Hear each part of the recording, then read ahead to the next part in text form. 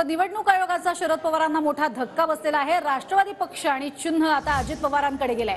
आता शरद पवारांचं पुढचं पाऊल नेमकं काय, पवारांच्या पक्षाचं नाव आणि चिन्ह काय असणार या संदर्भात महत्त्वाच्या बैठका सुरू आहेत। आज दुपारी 4 वाजेपर्यंत शरद पवार गटाला निवडणूक आयोगाकडे पक्ष आणि चिन्ह हे सुचवावं लागणार आहे। राष्ट्रवादी काँग्रेस शरद पवार या नावाचा पक्ष म्हणून विचार होण्याची ही शक्यता आहे। तर उगवत्या सूर्याच्या चिन्हाचा शरद पवार गटाकडनं विचार केला जाणार आहे।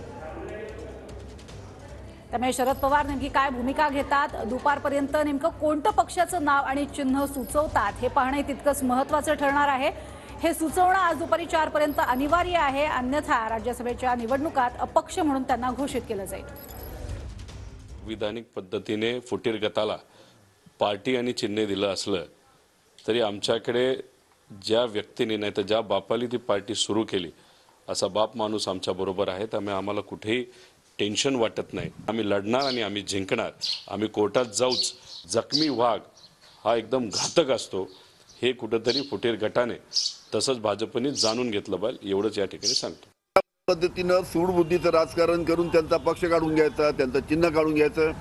पण एक आपल्याला सांगतो की आमचा पक्षही शरद पवार आहे आणि आमचं चिन्ह पण शरद पवार साहेबाचं आहे। आज पवार साहेब नवीन चिन्हाच्या बाबतीत काय त्या निर्णय माहीत पडेल।